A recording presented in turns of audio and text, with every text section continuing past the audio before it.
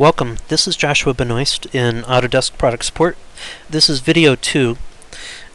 So the question is, what is the process to upgrade an architectural file, to get it linked into your MEP model? Where we left off from video 1, I was wrapping up there and basically just saying that so you're receiving this file from the architect, and when you first open it up, you get that message that it's going to upgrade the project. So obviously the architect's on an earlier version than you're working on right now, and so you really need to make sure that you're using the same version as them. And someone might use the argument, well, there's no chance that they're ever going to link in our MEP model, so we'll just continue as is and continue working in 2010. Maybe you don't have 2009, so really you need to ask yourself the question, do you want to go through that upgrade process every time you receive an update from the architect? Another reason to move back to 2009, you can have RevitMEP 2009 installed side by side with 2010, and so it's always just good to have both of them installed for cases like this, and to always be working on the same version as your architect. Alright, so let's move on. We've got this unresolved references message, and so what we need to do is open the links to correct the problem. Well, we haven't taken ownership of the file yet. So if we do this, it's probably going to say, sorry, you don't have permission to edit those links. Or it'll let you edit the links and then later say, sorry, we can't save those changes. So let's ignore it for now.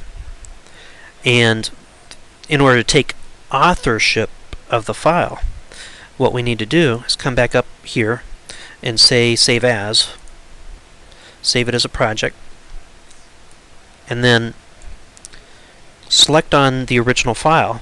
You may want to archive this original file in the archives prior to this, but we're not going to right now. So we're basically just saving over it. We're not really going to make any changes to that file other than to fix the file paths and take ownership of the workspaces. So let's go to options here. I'm just going to say maximum backups 1. Alright, say OK, and say save, and it's going to give us the message, do you really want to save over this file? And yes, we do. So yes, and it's going to think a little bit, so I'm going to pause the video so we save time.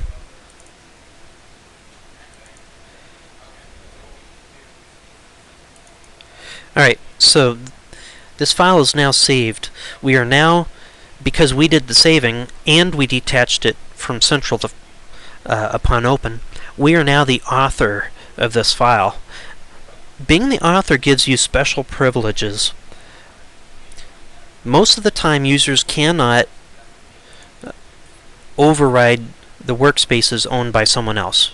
As the author, you can do that.